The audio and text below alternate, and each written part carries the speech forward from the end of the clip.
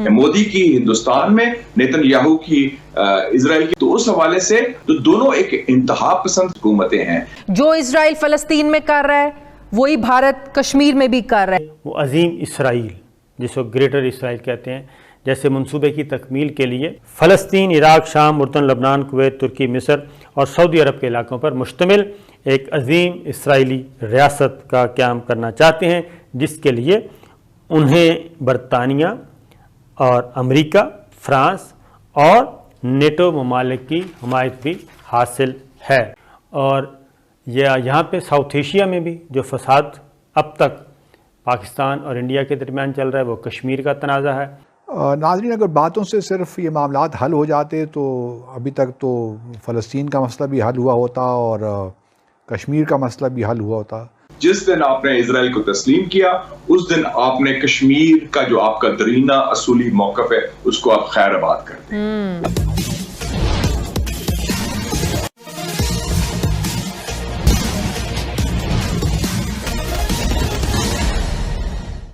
जब से इजराइल फिलिस्तीन विवाद चालू हुआ है तभी से पाकिस्तान की मीडिया इजराइल के प्रधानमंत्री नेतन्याहू और भारत के प्रधानमंत्री नरेंद्र मोदी की तुलना और साथ ही फिलिस्तीन की समस्या की तुलना कश्मीर के समस्या से करने में लगा हुआ है। साथ ही भारत और इजराइल के संबंधों को लेकर तरह तरह के समाचार सोशल मीडिया में फैलाए जा रहे हैं। दरअसल यह पाकिस्तानी सेना की सोची समझी साजिश है।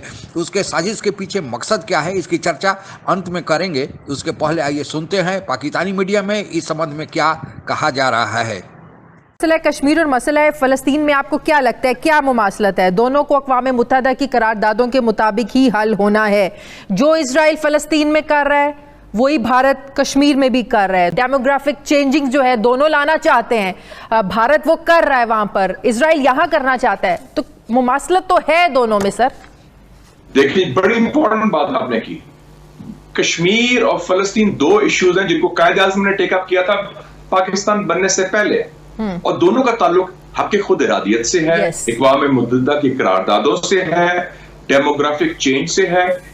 जो इजराइल कर रहा है फ़लस्तीन में वही हिंदुस्तान करना चाहता है कश्मीर में जी, कि अक़लियत को अक्सरियत बना दें और अक्सरियत को अक़लियत बना दें, और मोदी यही काम कर रहा है। हिंदुत्व जो सोच है, तो दोनों एक इंतहा पसंद हुकूमतें हैं। मोदी की हिंदुस्तान में, नेतन्याहू की इजराइल के, बल्कि नेतन्याहू तो एक करप्ट फैशिस्ट भी है, करप्शन चार्जेस भी हैं। तो उस हवाले से, और दोनों के अंदर एक जेन्युइनली इंडिजिनस जंग आजादी है जिसका हमायत करना इखलाकी, सियासी और सफारती सारी दुनिया का फर्ज है। सही, तो आप समझते हैं कि अब ये प्रैक्टिकली इक़दामात करने का वक्त है, इससे बढ़कर आगे के सिर्फ मज़ामती करारदादों तक ये मसला रहे, अब प्रेशराइज करने की ज़रूरत है। सिर्फ वो 57 ममालिक इकट्ठे ना हो, 5-6 ममालिक भी इकट्ठे होकर बड़ा इसको इन्फ्लुएंस कर सकते हैं। जो अरब ममालिक इसराइल को तस्लीम कर चुके हैं और हम पे भी प्रेशर आ रहा था, श्री मज़ारी साहबा ने भी कहा कि प्रेशर आ रहा था कि आप भी इसराइल को तस्लीम कर ले। सर वो तो अब बिल्कुल आउट ऑफ क्वेश्चन हो गया ना, लेकिन जो ममालिक तस्लीम कर चुके हैं इसराइल को एहतजाजन, उन्हें नहीं अपने सिफारती ताल्लुकात मुअत्तल कर देने चाहिए जब तक ये मामला हल नहीं होता? देखिए जी, इजराइल को तस्लीम करने का ख्वाब अब चिकना चूर हो गया है पाकिस्तान में, इसमें कोई बोल ही नहीं सकता और सवाल ही पैदा नहीं होता, ना होना चाहिए। जिस दिन आपने इजराइल को तस्लीम किया उस दिन आपने कश्मीर का जो आपका दरीना असूली मौक़िफ़ है उसको आप खैराबाद कर दें। नाज़रीन, अगर बातों से सिर्फ ये मामलात हल हो जाते तो अभी तक तो फ़लस्तीन का मसला भी हल हुआ होता और कश्मीर का मसला भी हल हुआ होता। जिस तरह मैं पहले भी कहा कि OIC तो एक डेड हॉर्स है, उससे हम क्या तवक्कुआत रखें। अब UN सिक्योरिटी काउंसिल ने भी कोई एक्शन नहीं लिया, अमेरिका के हवाले उन्होंने सब ब्लॉक कर दिया, प्रेस स्टेटमेंट तक इशू नहीं हुई।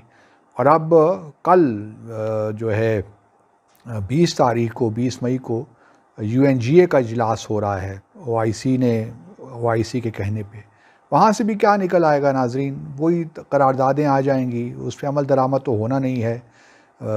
इसराइल जो अपने वॉर क्राइम्स कर रहा है वो तो किए ही जा रहा है, और जो मगरबी दुनिया है वो भी सपोर्ट कर रही है बाय एंड लार्ज, और क्योंकि US की सपोर्ट भी है इसराइल को, तो इस वजह से कुछ ज़्यादा तवक्कुआत तो ना पहले थी और ना अब हैं।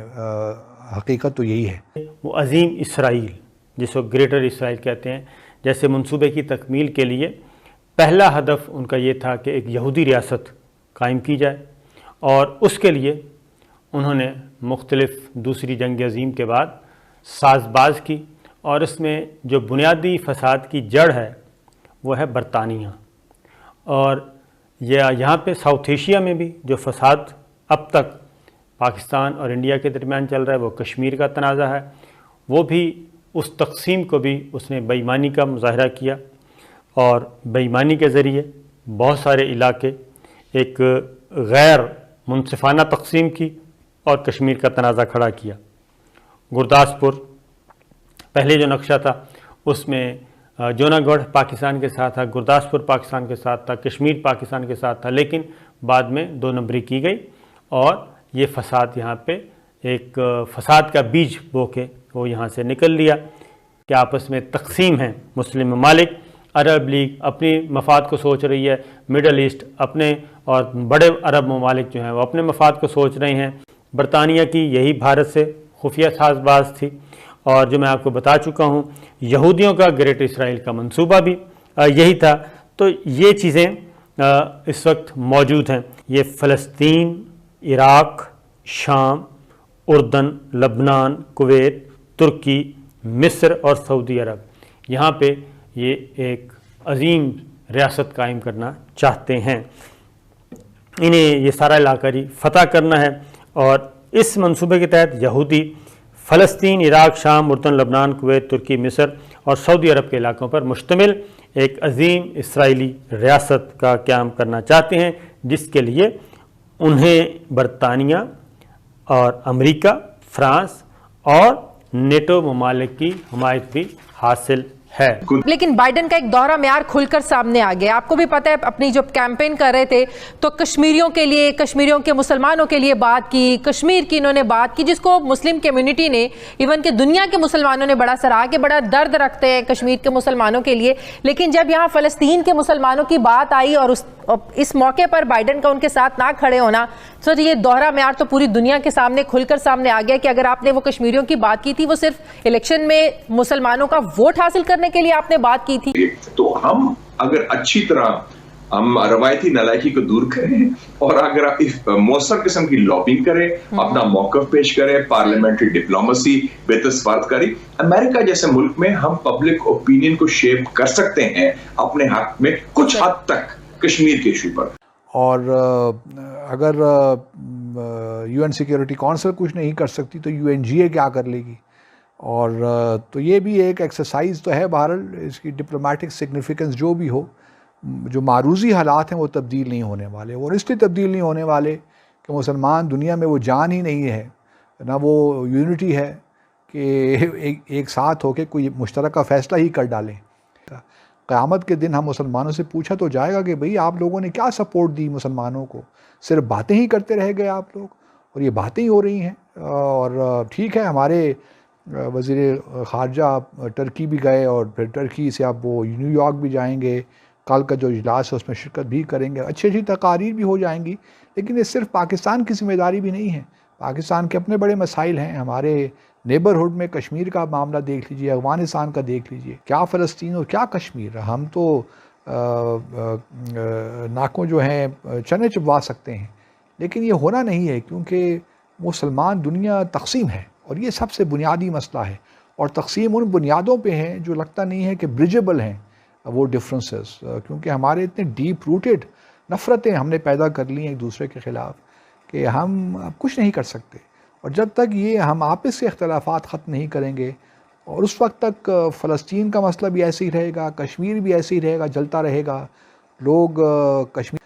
تو اللہ خیر کرے، بس دعاؤں کے علاوہ تو اور ہم کچھ نہیں کر سکتے. اور دعاؤں کے ساتھ تقریریں، یہ کل مل ملا کے ہمارا کل اثاثہ ہیں.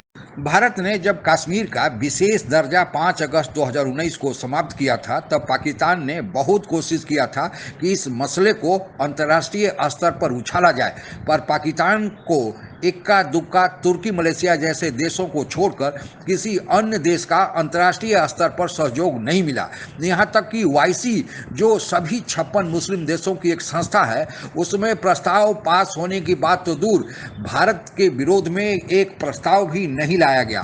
اور اس کے وپریت सऊदी अरबिया जो OIC का अध्यक्ष भी है, UAE और कतर जैसे अन्य देशों ने बाकायदा भारत के प्रधानमंत्री को अपने यहाँ बुलाया और अपने यहाँ का सर्वोच्च नागरिक सम्मान से सम्मानित भी किया।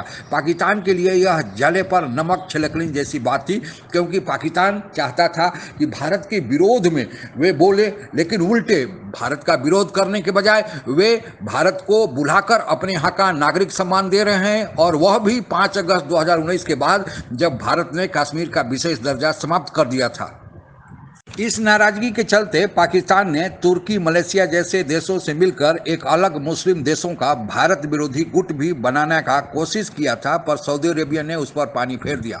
अब जब इजराइल फिलिस्तीन विवाद चालू हुआ है तो पाकिस्तानी सेना को यह लगता है कि कश्मीर की समस्या को अगर फिलिस्तीन से जोड़ दें और प्रधानमंत्री मोदी को इजराइल के प्रधानमंत्री नेतन्याहू से जोड़ दें तो फिर मुर्दा पड़े कश्मीर समस्या में जान आ सकती है। इस समस्या को अंतर्राष्ट्रीय करैक्टर दिया जा सकता है, क्योंकि अभी सभी अंतर्राष्ट्रीय मीडिया का ध्यान इजराइल और फिलिस्तीन के बीच चल रहे विवाद पर लगा हुआ है। साथ ही भारत और इजराइल के संबंधों को लेकर भी पाकिस्तानी सेना द्वारा फेक अकाउंट द्वारा सोशल मीडिया में तरह तरह के समाचार फैलाए जा रहे हैं, और इसका मकसद यह है कि अरब देशों से जो भारत के घनिष्ठ संबंध बने हुए हैं उसमें दरार पैदा किया जाए और फिर भारत को उसका सबक दिखाया जाए कि जो अरब देशों के संबंध पर भारत इतरा रहा था तो अब देखो क्या होने जा रहा है। लेकिन पाकिस्तान जैसे 1-2 मुस्लिम देशों को छोड़कर अरब देश इजराइल से अपने ताल्लुकात बनाए रखे हुए हैं, उससे व्यापारिक संबंध बनाए हुए हैं और भरी मात्रा में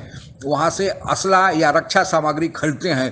तो जब अरब देश अपना संबंध इजराइल से बनाए हुए हैं तो वे भारत से संबंध तोड़ने को कैसे कर सकते हैं? यह पाकिस्तान के ही दिमाग का दिवालियापन है कि ऐसी बातें सोचते रहता है। उसे अपने घर को ठीक करने, अपने बारे में ज़्यादा ध्यान देना चाहिए, न कि भारत के मामलों में ताक झांक करने का। कश्मीर उसका न है और न होगा। आज के लिए बस इतना ही। आप अगर हमसे जुड़ा रहना चाहते हैं तो कृपया मेरे चैनल को सब्सक्राइब करें तथा बेल आइकन भी दबा दें ताकि नई वीडियो की जानकारी तुरंत आप तक पहुंच जाए। धन्यवाद। जय